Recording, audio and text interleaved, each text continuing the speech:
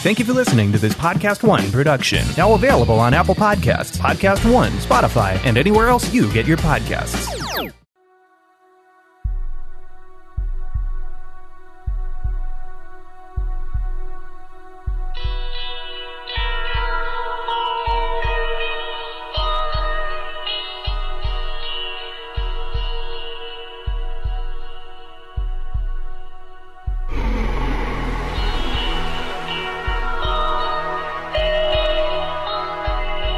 Hello and welcome. You're tuned into the best in paranormal talk radio. This is Darkness Radio. I'm your host, Dave Schrader, along with me, Tim Dennis.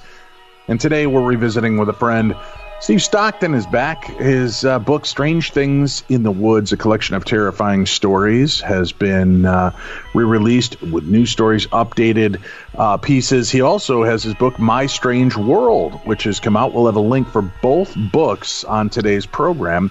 And you can find them, order them right through our Amazon link page that way. And from his early years, Steve Stockton has had what can be called strange and oftentimes frightening experiences with the paranormal and the unexplained. And these encounters led him to search for the answers, only to discover the truth isn't always easy to find. Steve, it's great to have you back. Thanks for joining us today. Oh, great to be here, Dave. Thanks for having me on again.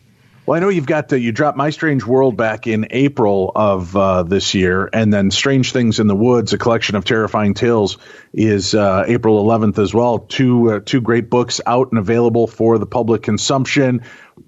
You say that your life has kind of had this strange stuff going on, and for listeners that aren't familiar with your story, at what point in your life did the supernatural and paranormal really become prevalent to you? I would say I was around 5, 6 years old and saw my first full body apparition, and it just kind of went from there. It didn't scare me as much as it piqued my interest, and just, that's not supposed to happen. And it just evolved into a lifelong search, and haven't really found any answers, only found more questions. But I think that's just part of the journey, part of the fun. At the age of 5, Steve, what type of activity was taking place around you? I was in my front yard, and I saw a car coming down the street, and then what appeared to be a toddler ran out from behind the car, which had stopped at a stop sign at an inverted T intersection. The toddler ran around from behind the car across in front of the car, and it was obvious that the driver didn't see this kid, and I thought, that kid's going to get run over, so I started walking over that way. The kid runs kind of catty-cornered down into my yard. And you've ever noticed how little kids that haven't more than mastered walking, if they start running, they'll get kind of out of control and just fall down? Right. That's what this kid did, except instead of hitting the ground, he disappeared. Didn't take my eyes off the spot, went directly to it. There was nothing there, no kid, nothing I could have mistaken for a kid, no hole that a kid could have fallen into. But again, more than scare me, it was just like, that's not supposed to happen. Kids don't run across the yard and disappear. No, not often they don't. I know a couple I wish would disappear after running across my yard, but no, that's not normal at all. Well, you see that and have that type of encounter. I mean, how does that affect your perspective on the world and life in general? Yeah, it made me aware that there are things that maybe everybody can see, or at least that I could see sometimes, that were not things other people could see. And my grandmother on my mother's side, who was a self-professed gypsy witch, she was into telling fortunes and reading tea leaves and coffee ground, and they held seances and things like that. I talked to her about it when I was a little bit older, and she said that's just the unseen world's way of letting you know that it's there, and that sometimes you'll see things.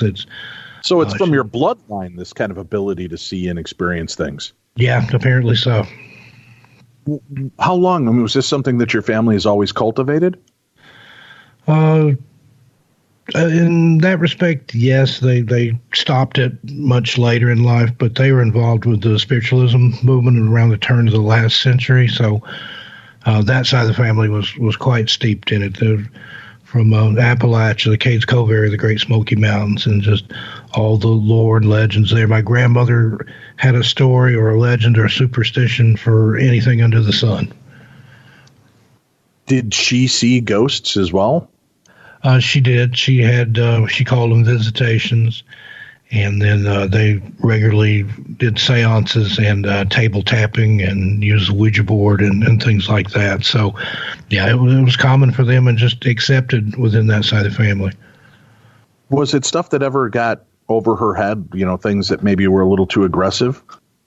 Not that I'm aware of, but there was a lot of things she just wouldn't talk about. There was some things she would openly discuss, some things she would hint at, and some things were just totally forbidden, and never really got into anything like that with her. I was actually afraid of her when I was a kid. She looked like a stereotypical witch, and she passed away when I was 13. And I wish I'd had more time with her when I wasn't afraid of her, to have learned more of her ways and means and how she did things. But I did learn a lot from her. Was she nurturing and supportive when you started having experiences? Oh, she was. That made me the favorite grandchild. She had 10 kids, 9 boys and 1 girl. My mom was the girl. And out of all the grandkids, I was the only one, according to her, that had any kind of gift or anything. She claimed it was because I was born with a caul over my face. That's a Southern thing. And all it is when you're born, you have the amniotic sac still over your face or over your head. Right. Veil. But down south, that marks you. You're a special child. It's either blessing or a curse, but you're going to have different life experiences than other people, according to lore and superstition. All right. Now, your experiences, you start with seeing this kind of ghost child. Were you ever able to track down a story behind that or who that child might have been? No, and that was one of the things I did later in life. I searched. There'd never been a child killed at that intersection or anybody on that street even that had died that matched that description. Just a little blonde-haired boy wearing blue shorts and suspenders and a little ball cap, white shoes. I see it just as plain in my mind today as when it happened, but no clue what it was or what it meant. That was another thing that Granny was big on. There was certain things were signs or portents or foretelling of something that was going to happen, but I don't know what that one was other than just letting me know that things are not always as they seem. So once that kind of Pandora's box opened for you, how often would you have strange experiences? It seems like on a regular basis. There was always something going on. That whole area where I grew up, it just seemed off. There was a phantom motorcyclist that was seen in the area, a guy that had been decapitated in a car accident. That did happen. And just a lot of spooks and legends in that area. And so I wasn't the only one having these experiences, but I was seeking them out. And that's how these stories came about. I was a much older in life, unexpected baby. So when I was a kid, a lot of my friends' parents were, I said that wrong. A lot of my friends' grandparents were the age of my parents. So I'd go to visit with my folks, and their friends were all old and all the other kids were grown, so I'd be the only child around. And when there was a lull in the conversation, I would, tell me a story, tell me a ghost story. Do you know any legends? And it just kind of grew out of that. And a few years ago, when I sat down and decided to start writing them out, found that I had enough to fill a book. All right. Well, let's examine some of the I don't know if you want to call them cultural legends from that area, but what are 2 or 3 of the, you talked about the phantom motorcycle rider and such, but what are some of the other strange stories that really seemed, unique to your area? Well, the one that I opened the book with is called The Flying Organ, and that happened to a couple of my relatives back in the late 1930s. They lived and worked on a farm. They're kids. They'd done their chores for the day, and they go down to the creek to kind of cool off, and they heard what sounded like a church organ overhead. Now, this was a clear day. They're out in the absolute middle of nowhere over in Middle Tennessee, which that area, their farm backed up into the Big South Fork National Recreation Area, which is on the Kentucky side, but it's absolute wilderness out there. and there's no church or nobody with an organ for miles and miles, but they heard it, they listened to it, and it passed directly overhead and then went on up the hollow that they were in, and spooked them for sure. And they could recognize that it was playing a tune, but they didn't recognize the tune. And that area in Middle Tennessee, Fentress County, it's steeped in lore and legend. There's that's just a bizarre. I mean, you're very nonchalant about that. I mean, that's a really weird experience. Period, Deb. I mean, and how many people had that? Yeah, that's there was a couple others that had heard it, and in the same area there were some little girls that saw a coffin, a wooden pine coffin, floating along a railroad track. No train, nothing under it, just kind of moving along. And a few days later, a lady that lived the direction that the coffin was going passed away suddenly, and they thought maybe that was some sort of foretelling of her death. That's another thing that you get into, particularly in Appalachia, the deaths and things like that. If you know what to look for, there are supposedly signs and forewarnings. So you get these kind of precognitive visions of up-and-coming deaths? Not necessarily visions, but when you observe something, or one of my granny's favorites was a calendar falling off the wall. Anytime a calendar fell off the wall, it meant somebody was going to pass away. And I observed that happen several times. I've been at her house and then hear the calendar in the kitchen fall off the wall. And usually within a week or two, somebody in not necessarily the immediate family, but the extended family would pass away. And in fact, when she was sick right before she died, I was staying at her house helping take care of her. And one night I heard the calendar fall, and she died within 2 weeks. So coincidence? Who knows? But just to be on the safe side, I don't hang any calendars in my house. Yeah, well, that doesn't stop deaths from happening, right? I'd like that precursor, kind of get that concept of what's coming on.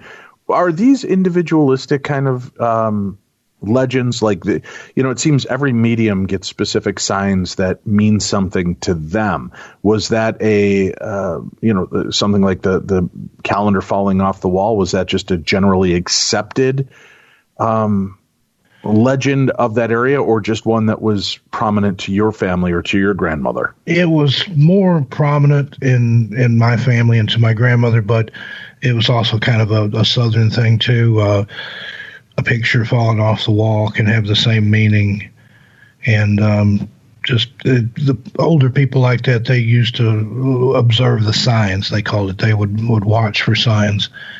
And that was going to let them know what was coming up. It wasn't always something bad. It could be something good, too. One of the other things my grandmother did, in addition to fortune-telling and stuff, she read animal entrails. Now, I know that sounds strange. Wait a minute, but, what? She read animal entrails. Well, hold on one second. Do me a favor here, just to give us a kind of a concept. I've heard of people reading tea leaves or coffee grounds, reading the bones, looking for these signs. I mean, do you understand how that works? And if so, could you give us a little background, like when we'll get to the entrails in a minute, but reading tea leaves and coffee grounds, talk to me about that. Yeah, that's it. Again, it's an interpretive thing, kind of like tarot cards. The person would, she'd make them a cup of tea or a cup of coffee. If it was coffee, it had to have the grounds in it. And then after they drank it down, she would swirl the leftovers around, flip it upside down on a saucer, and then lifting the saucer up, she would see things. It's almost like a form of scrying, or to me, looking at the clouds. You can look at the clouds, you can see a bear, you can see a bunny rabbit. Well, she could look at the coffee grounds of the tea leaves and see things in there, and then it was up to her to interpret what those things meant based on the person. So it's not very scientific at all.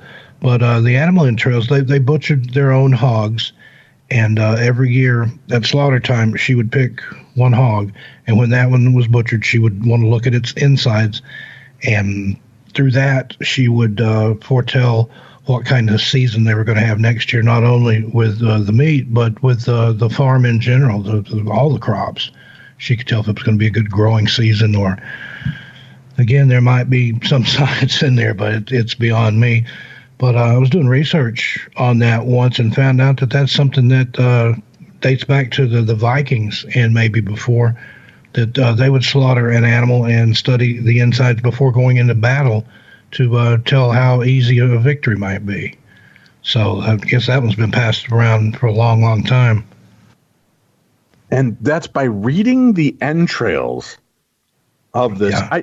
Do you believe that these things, the tea leaves, the coffee grounds, the entrails, do you believe that they really were what shared the story?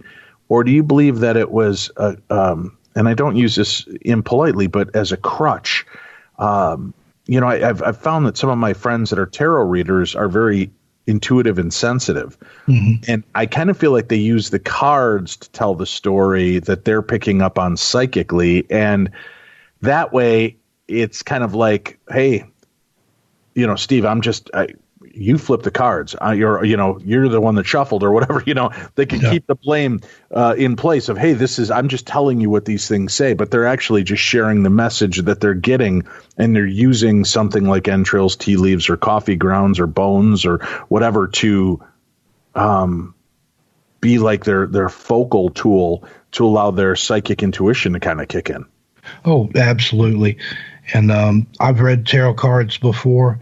And the way I looked at it, I knew a lot of times what the cards were going to say before they said it, but then it would come up in the cards. But it's like you said, it's the cards are something concrete that's used to explain an abstract concept. I mean, if somebody just came in and sat down and you'd say, okay, this and this and this and this, they're thinking, yeah, right. But if you run the cards and it shows in the cards, then that's something for them to work that abstract concept around to get their head around it. So yeah, I think you have to have a certain degree of empathic or intuitiveness to be able to do it. And it's not the cards or it's not the bones. She did that too. She threw bones, but it's how that's interpreted, and not so much a crutch, but just a means to explain it to somebody else that maybe doesn't understand the concept. Gotcha. All right. Fascinating stuff. I mean, and this is just kind of the lifestyle you grew up in. Was this kind of the belief of many people, or was your family? I think we were a little exceptional and held on to their hillbilly, as I like to say, but it's prevalent in certain areas of the South, particularly in the southern Appalachians, in the mountains, Great Smoky Mountains, and in that area on down into Georgia, that part of the Appalachian Trail. The folk beliefs and the folklore and the folk magic is very big and still is to some degree. It's just not as open as it used to be, I think. Were there things that you were taught to make this ability stronger or to understand it and control it better? Not really, other than just practice. That it was like anything, the more you do it, the better you'll get at it. And you can, if you're the least bit intuitive, you can hone that in by using it. It's like a muscle. The more you work it, the better, the stronger it gets. But was your family pretty open about these abilities and the things that you could see and do?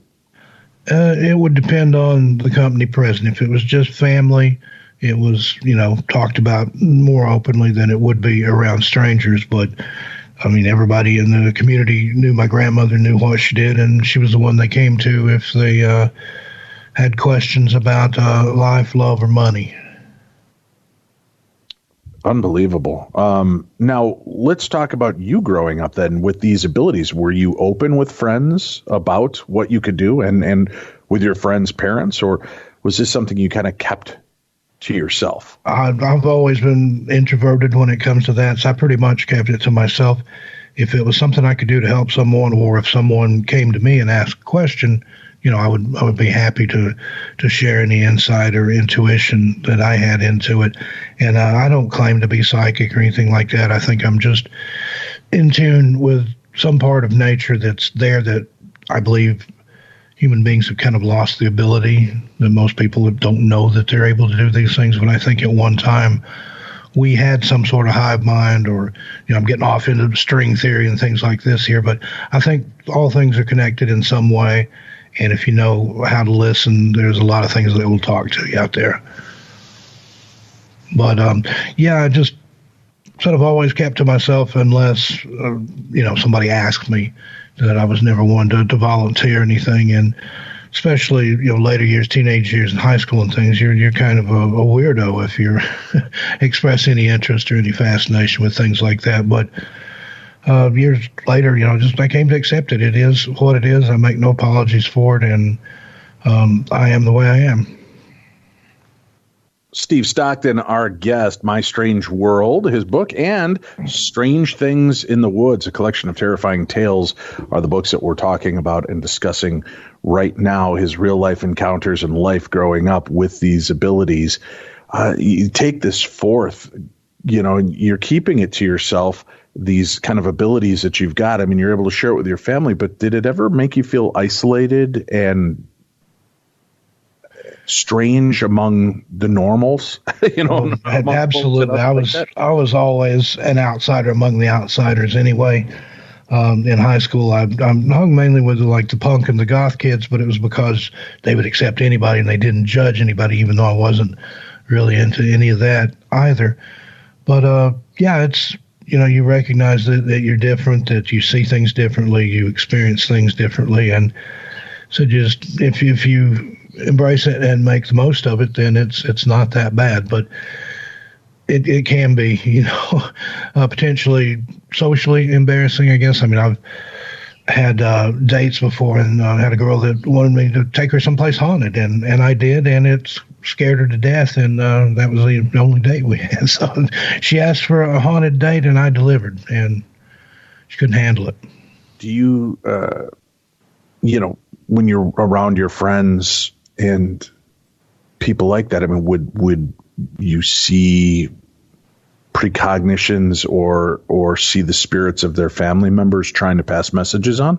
It has happened on occasion. I used to use Ouija board a lot, and I would sometimes get messages purporting to be from friends, relatives. Now, I don't know how much stock you put in it. I think that's an individual thing, but that has happened occasionally. But it seems like for really close friends or family members that there's kind of a block or something there. It's I get more info off of strangers and about people that I don't really know that well.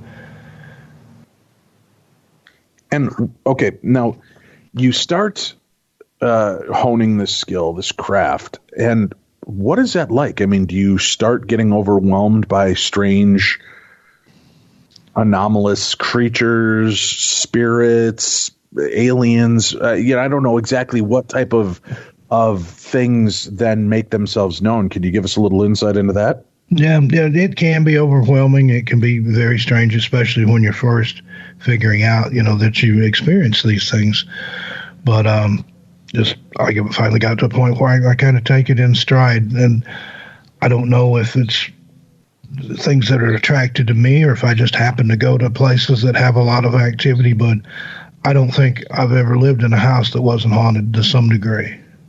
Do you believe the house was haunted, or Steve, do you believe that you turned the light on in that house and the ghosts came to you like moths to a flame? Yeah, that's kind of the analogy that I've had described to me before, that's what it is, that they sense that you're able to communicate or at least able to notice them, and they're drawn to you. So it's not necessarily the property, although it can be. I mean, I've been in places where everybody had experiences there, but said I have something strange happen just about anywhere I go. There'll be, unexplained knocks or whispers or any number of things can happen. You've had a lot of experiences in your life. What have been some of the most chilling experiences? The scariest one, and this is in My Strange World, the story is called The Thing in the Ditch. And this happened when I was 8 years old. We lived on a 26-acre small farm in rural East Tennessee. And I was out one day on our property, just kind of meandering around in the woods, and there was a ditch near one border of the property. And I'd walked up to the ditch and just kind of looked down in it, and nothing down there held my interest. It was probably about 8-10 feet deep. And I just turned around and started to walk away, and I heard something in the leaves, like running. And I turned around, and whatever it was came up out of the ditch and directly toward me at a very high rate of speed. However, I couldn't see it. There was absolutely nothing there, but I could see the effects of it. The leaves were kicking up. The tree branches higher than my head were moving, being swayed. So whatever it was big, and it was headed straight to me. And that's probably the most scared I've ever been. And I took off down the hill about a quarter mile from the house, and was making so much noise that my mom heard me coming and came out on the back porch to see what all the racket was. And I ran past her, went in the house, and I think I hid under the bed. But again, that was at a time, when I was just really starting to experience things and didn't have a real understanding of it.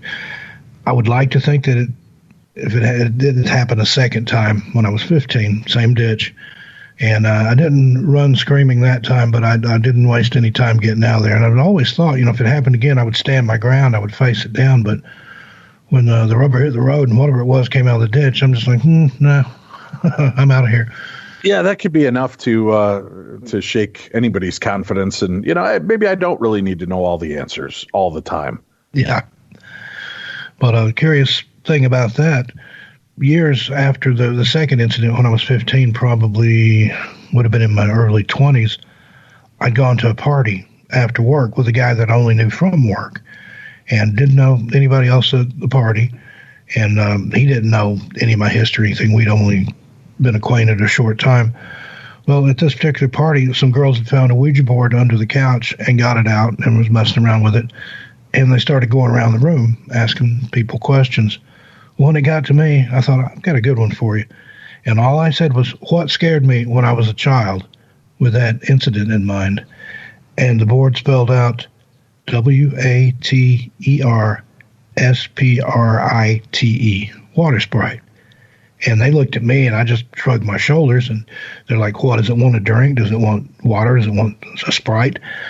But now this was in the days before the internet. But the next day, I went to the library and talked to the reference librarian and asked her what she could find for me on water sprites or water spirits. And she came up with it's depending on who you talk to, it's either an elemental or one of the fae folk. And I can't remember which one it is. There's a naiad and there's a dryad. One is the spirit of the woods and the other is the spirit of the water. But according to the Ouija board, that's what I encountered. Now, the other curious thing about that, on that same property, just a few yards from where that happened, there are 7 natural springs that flow out of a hillside into one that continues on into the lake. So there was a lot of water around there and a lot of woods. So you not only believe in the spirit realm itself of ghosts and disincarnate human beings, but this world of elementals. Yeah, I think there's a whole world that we don't see that exists along beside of us, maybe in another dimension or another realm that comes out of the supernatural. And that's where, in my belief, things, like the fae, the fairy folk, the elementals, Bigfoot, aliens, all that could be from that realm. And sometimes it happens to pop into ours, or a portal opens up. I mean, who knows on that part, but it makes a good as explanation as anything else I've heard. Let's examine a little bit more about your life and your strange world, and then we'll start dipping into the strange things in the woods aspects and some of the newer stories that you've collected. Having had these abilities and again, working on them, having these experiences of your own, has it ever been considered like a curse to you? Have you ever wished you could just shut it off and be done with it? Yeah, there are times, particularly, if you're trying to go to sleep and there's rapping at the wall, or it sounds like somebody moving around in the house, or see a shadow figure or something like that. Sometimes it is just like, leave me alone. I'm trying to watch TV. I'm trying to go to sleep. But again, it is what it is, and I don't think it's anything that you can necessarily turn on or turn off. It is what it is, and that I deal with it. I accept it and live with it, and it doesn't always make me happy, but there's the interesting parts to it too, especially that I have an interest in the paranormal. At least I have something to explore when I go out and look around. Do you believe that all aspects of the paranormal are connected in some way? I think so, to a degree. And the way I've had it explained to me was, by of all things, a pastor, a Southern Baptist pastor. And he said that if you believe in the Bible, that all things that we consider natural were spoken forth out of the supernatural. So it's kind of topsy-turvy, but that to me kind of meant, that things do exist. There are interconnectedness, and whatever things are, it comes from somewhere. All right. Now, things like, Bigfoot, aliens, do you believe that these, and we're going to get into the strange thing in the woods in a few seconds, but do you believe that these are otherworldly creatures, or are they part of our existence, part of our planet, that are just elementals, like aliens being kind of sky elementals, Bigfoot being earth elemental, wind sprites, water sprites, things like that being more of an unseen life form that just exists and coexists around us? Well, I think that's a possibility, because there's different cases, it's kind of different. I mean, there's certain Bigfoot cases where, it sounds like it's some sort of creature that we're just not familiar with. But then other cases, same type thing is described, but it has more of an occultic or more of a otherworldly influence with it. And same with aliens. I've talked to people that claim, that they are visitors from other planets and other dimensions, and then other people will tell you that they're demons. So, that's why those don't really know what to believe or how to believe. But I don't know. For me, the jury's still out on that. There's nothing conclusive either way, and may never be. All right, let's take a quick break. We'll come back, and then we're going to face some strange things in the woods, a collection of terrifying stories. Steve Stockton, our guest, right here on Darkness Radio. Hi, guys. I'm Bella Benson. Welcome to another episode with me on Too Tired to Be Crazy. Transfers all of his saliva into my mouth, so I just have to keep trying to swallow it as his tongue is just doing its thing all the way down my throat. Mortified. I wasn't scared anymore to admit what I need and to ask for what I need. And I just feel like it's a whole new dating chapter for me, honestly. I typed in you, and instead of going to YouTube, it went to YouPorn. Be sure to check out Too Tired to Be Crazy on Apple Podcasts, Spotify, and Podcast One. I just downloaded it.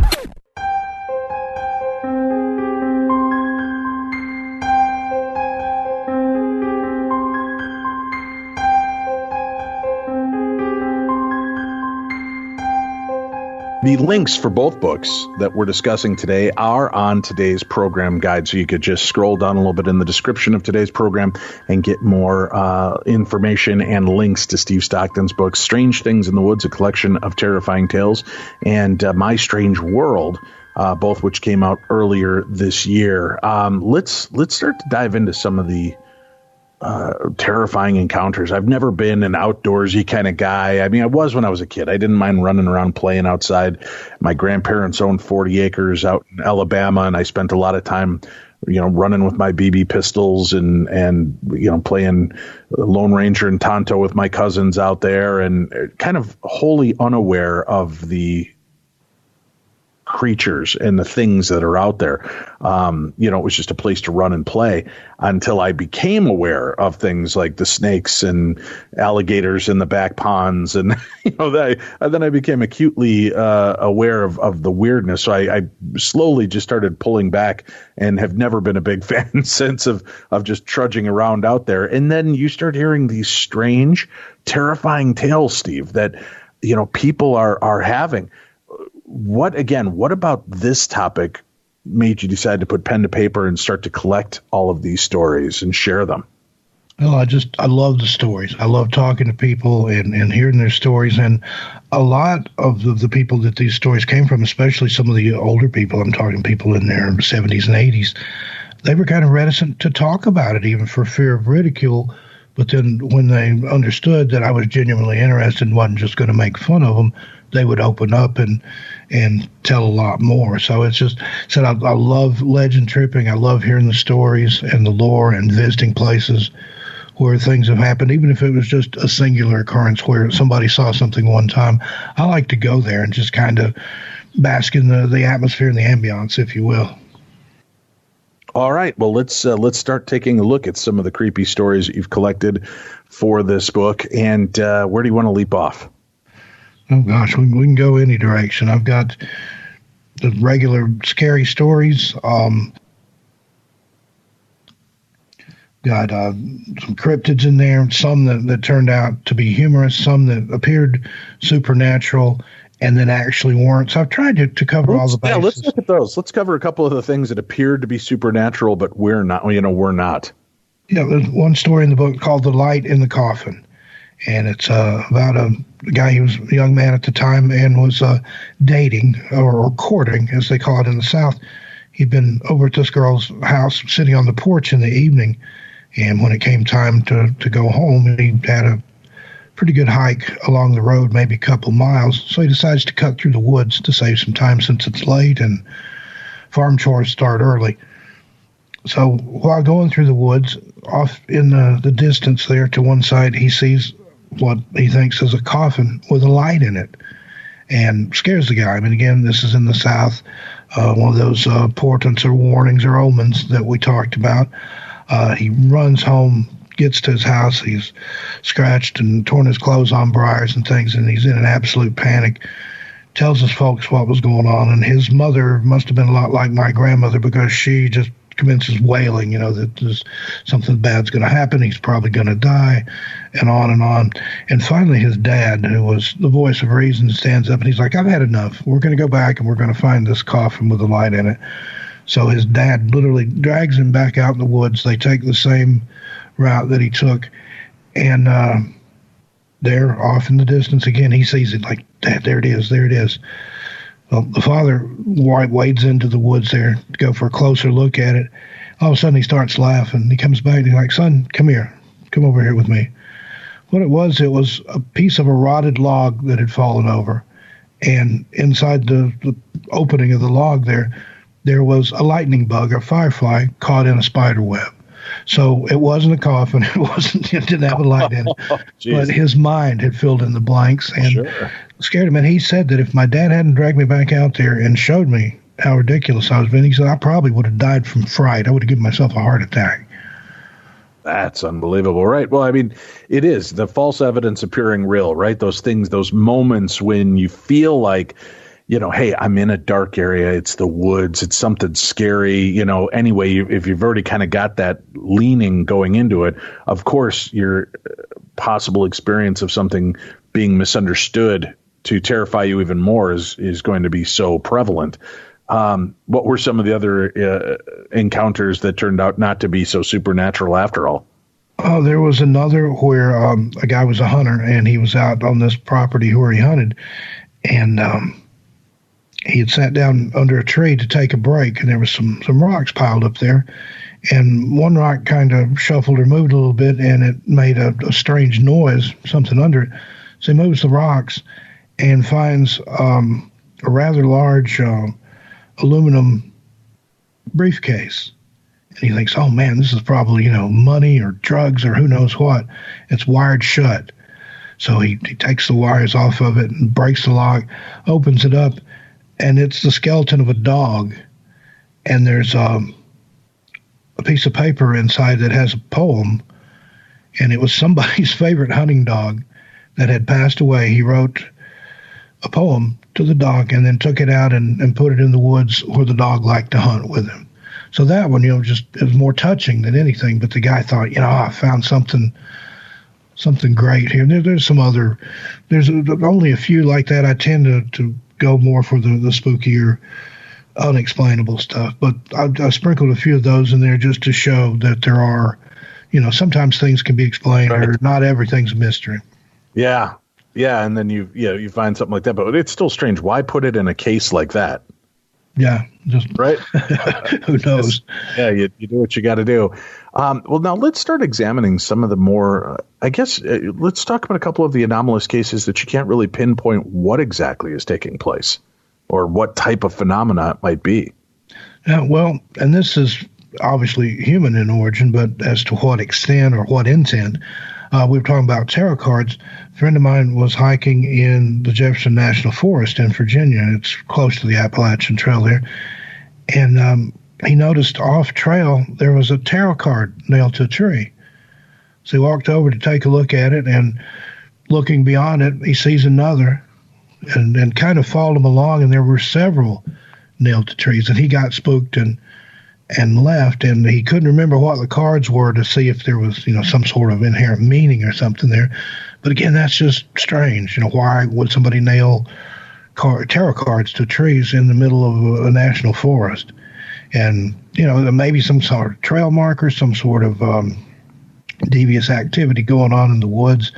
I've got some stories like that where people found sites that were obviously being used either in jest or in all seriousness for some sort of ritualistic type stuff.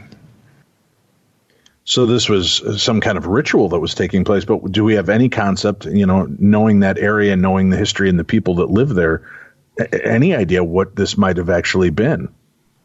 No, not on the tarot cards. Now, the other one I was speaking of, it's in also in eastern Tennessee, and a guy was just out meandering around in the woods, nothing better to do, and saw what looked to be a trail marker, followed it, and it eventually led to a site where there was a giant pentagram made out of logs, and then a log or wood altar set up by that, and then the remains of a deceased animal that had been burned in the middle of it.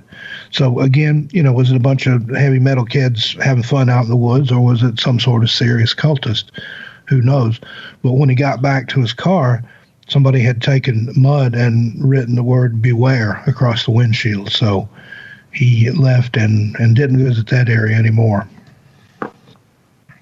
Do you have an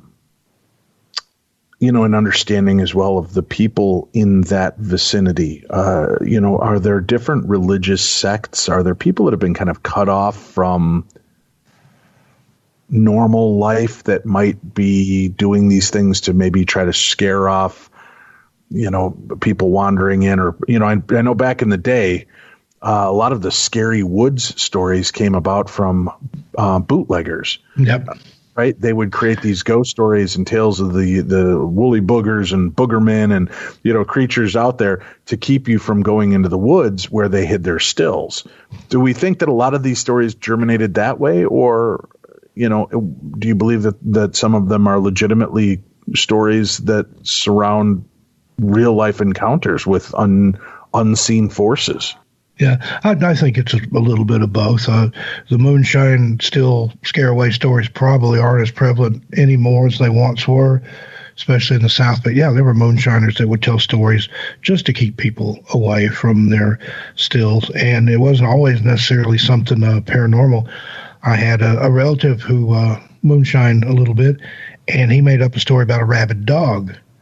And a relative, Steve? A relative, yeah. Or is it like I have a good friend who did what? No, it was a relative, not real close relative. I won't name any names. He's deceased anyway. But yeah, he had a still out in the woods in Tennessee. But yeah, he made up a story about a rabid dog in the area to keep people away from the still, and that worked particularly back during that time when this happened. This rabid dogs were a thing to be feared, and it was almost kind of an urban legend of the day. I'm just trying to, wrap my mind around some of these aspects as well with the kind of scarier tales. Was it always ghosts, kind of forlorn, angry ghosts in the woods, or, would the stories kind of revolve around more of anomalous, we don't know what's out there, but something is stalking these wooded areas? Yeah. Well, I know another one, and this one is really unique. Now, this guy was also running a still, but he didn't make up the story to scare people away. That when he went out to visit his own still, he saw a ghost of a headless woman, and he gave up moonshining right there on the spot. So, that's well, had he been dipping into his own stash? No, he didn't drink. He just sold it. Likely story. But, and he encountered that on more than one occasion, but that he considered that a warning to himself to stop his evil ways and get his life right. So he gave up the moonshine, went back in the daylight and busted up the still.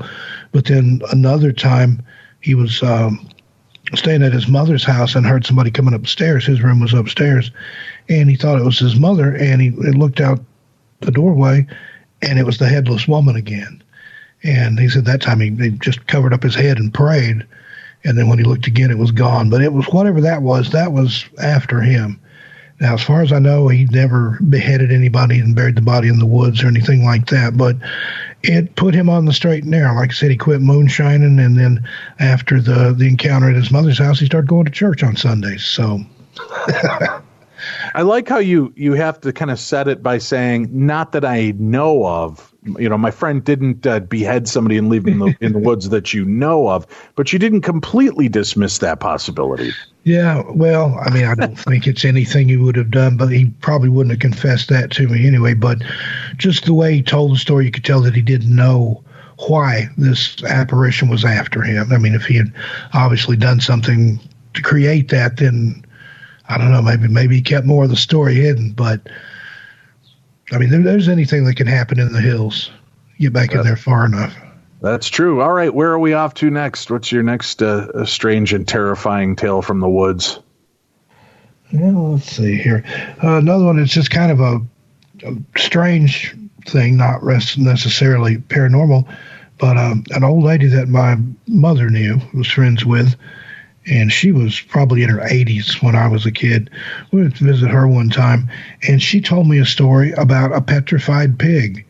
She had an old sow that got sick, and it had wandered off in the woods and died, and she went looking for it.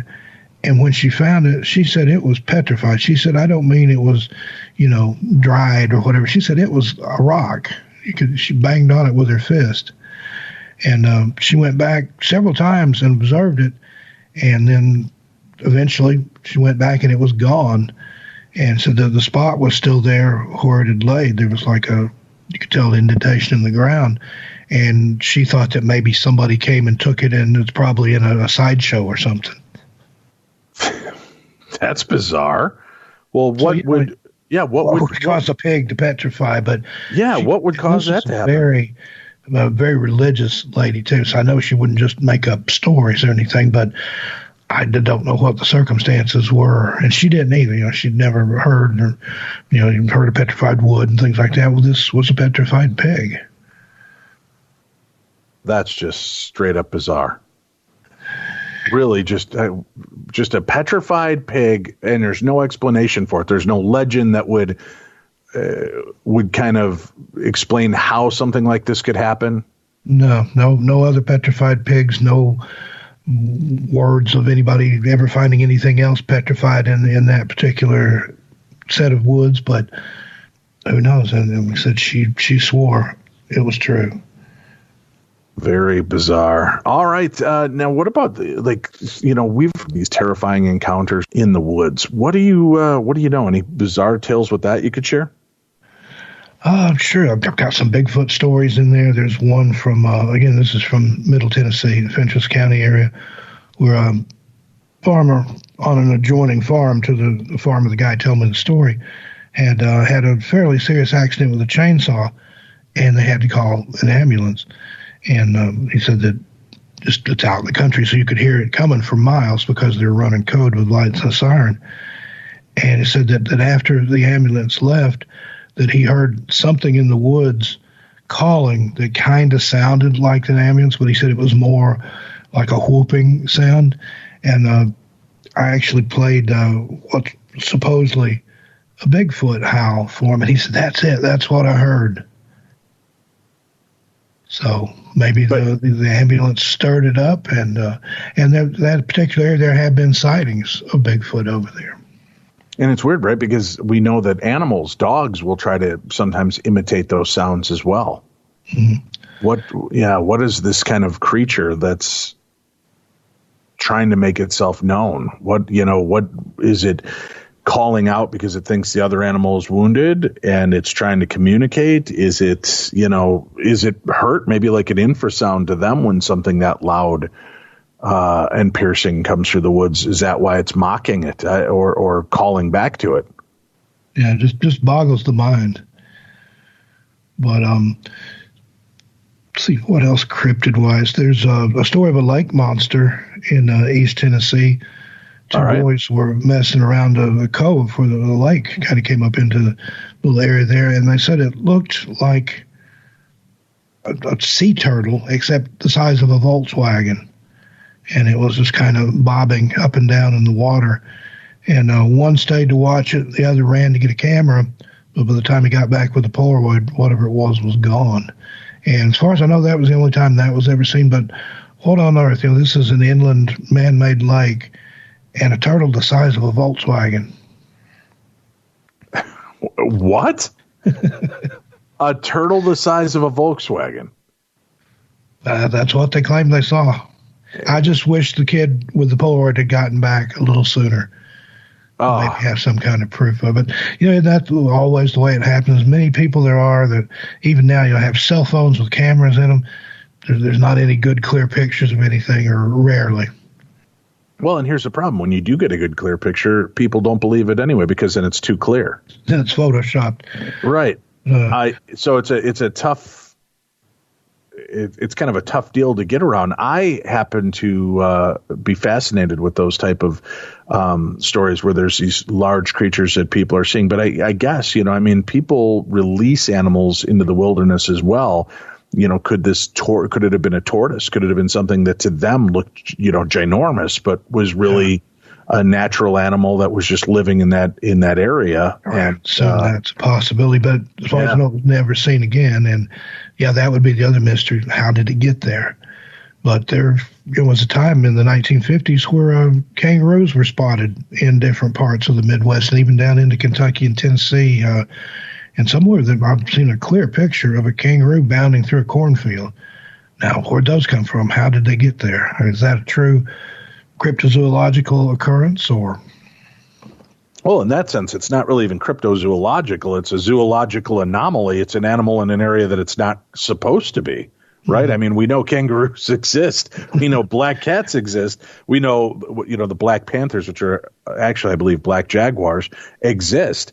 They oftentimes appear in areas that don't seem like their normal ecosystem. Yeah. Now, that happens a lot in East Tennessee. There was when I was a kid, I remember every now and then, usually in the summer or fall, there would be stories of a big black cat that was around that was taking people's livestock or anything. Well, the black panther, the black jaguar, whatever, it's not indigenous to that area. So if there are some there, how to get there? But there were sightings. There were people that saw it pawn through a trash can, and it was as big as a person, but it was a cat, some sort of just pitch black wildcat. What are everybody loves a good Bigfoot story. What kind of strange Bigfoot tales do you have? There's another in there, and there's also the Jefferson National Forest where the tarot cards were. Guy was pelted with stones. And I've had that happen in around the same area, and I've heard the tree knocks and the whoops and yelps and some of that people attribute to Bigfoot, but the stone throwing, and said I've experienced that firsthand. The rocks just came out of the woods, and they seemed to fly in a straight line. They didn't arc. There was no parabola or anything to them, so it wasn't like somebody was lobbing them. And I couldn't feel them hitting me, but they were hitting me. The only way I knew what it was when they hit the ground. I could hear them. And I picked one up, and it was almost hot to the touch. And they came from several different directions. And they weren't maybe the size of a silver dollar or so, but, a river rock, round river rock. And normally you think, well, thrown that hard, it would hurt. But, again, I didn't feel it. I just heard them hitting the ground. And I don't know. When I picked it up and it was almost hot, I thought, something's off here. So I got out of there. Why do you think these things are, spirits maybe, but why do you think other creatures and anomalous phenomena is drawn to you so much? Again, I don't know. I think it's maybe that moth to the flame thing, because it's I've had just normal animals. I mean, if I'm out in the woods, deer, wild boar, if there's anything like that around, it will come to where I'm at. And I'm not a hunter. I've never been a hunter. I like to do my hunting with a camera. I just never had the heart to kill anything. Now, I come from a big family of hunters on both sides, but I just never could do it. And I think maybe it's they know that I'm not a threat, and they'll come to me. I've had birds come up and eat out of my hand, and squirrels and things like that. So I'm kind of an animal whisperer. Yeah, I was going to say, you just have some kind of innate connection to this environment and to that area.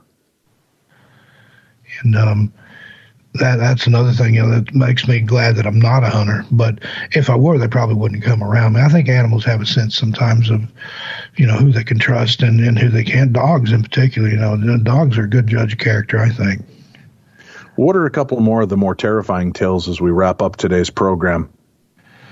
There was one about some sort of monster, some sort of being or entity in the woods. This kid was coming home from school, took a shortcut, and he heard something coming through the woods and thought maybe it was his older brother who worked nearby at a sawmill, and yelled out his brother's name and didn't hear anything.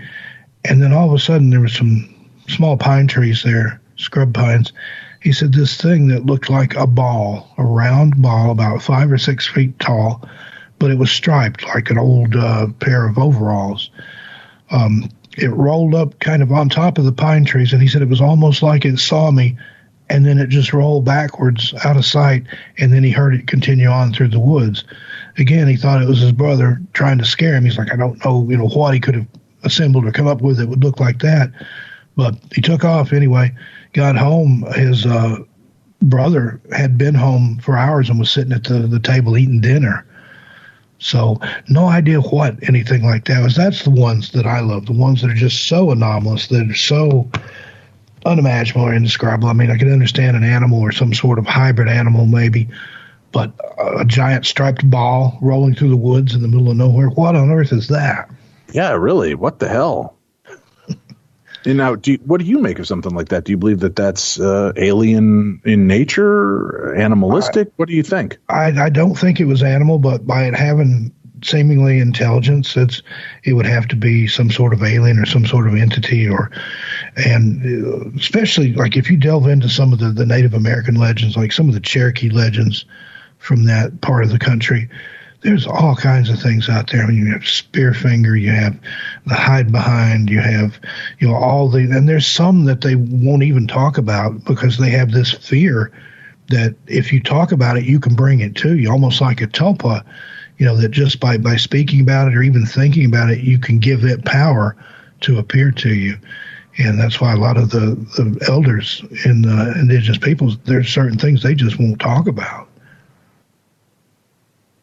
Because it like empowers them, or maybe it's like once you speak their name, it like demons, it becomes aware of you. Yeah, and you wonder about that because there's been other similar reports. Walter Gibson, a gentleman who wrote the old Shadow radio plays and dime novel pulp magazines and stuff, he would have people observe Lamont Cranston, which was the character that was the Shadow, appear in his apartment in New York. He lived in a multi-level apartment, and he would have people over for dinner, and they're like, who'd you hire to put on the Shadow get up with the slouch hat and the big trench coat and the scarf? And he said, no, whatever that is, it just shows up here.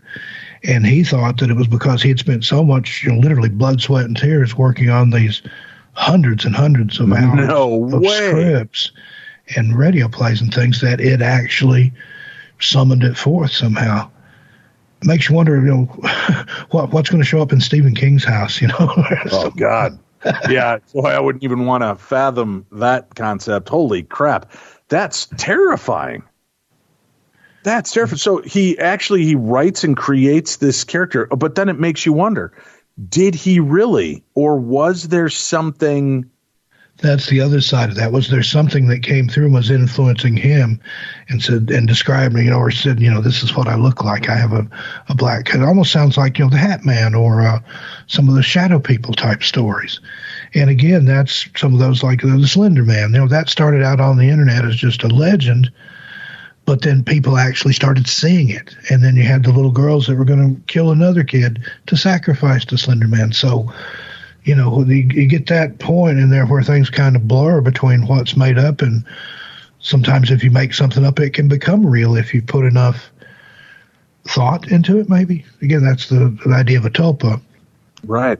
Boy, that's remarkable. I'd never heard that story before about Walter Gibson and his visitations of the shadow. And did he just live with that phenomena? Did he ever say that it affected him? Apparently it didn't bother him or didn't influence him, according to him, but it was common for him to see it. He's like, oh, yeah, it lurks around. I see it on the stairway and upstairs and things. It just... Oh, no way. Yikes, that is bizarre. Very cool stuff. Steve Stockton, again, the books Strange Things in the Woods, a collection of terrifying tales, and My Strange World. We have links up to his books on today's program. Steve, it's been great catching up with you again. Hopefully it won't take another 5 years to connect. My pleasure, Dave. I'm happy to come back anytime. Very cool. We'll be back again Tuesday with another brand new edition of True Crime Tuesday. And this is, again, we're being visited by a friend of ours from the past. Steve Jackson will be with us, folks. And we're going to be talking about a case that has really haunted him and been of major fascination. The book called No Angels, The Short Life and Brutal Death of Brandeline Rose Duvall. And we'll be touching base about that book. And then next weekend, we are back with more of the best in paranormal talk radio. We'll have more supernatural news and parashare, but we've also got a unique story, stranger than fiction, punk rock and UFOs. That's next week right here on the best in paranormal talk radio. I'm Dave. That's Tim. This is Darkness Radio.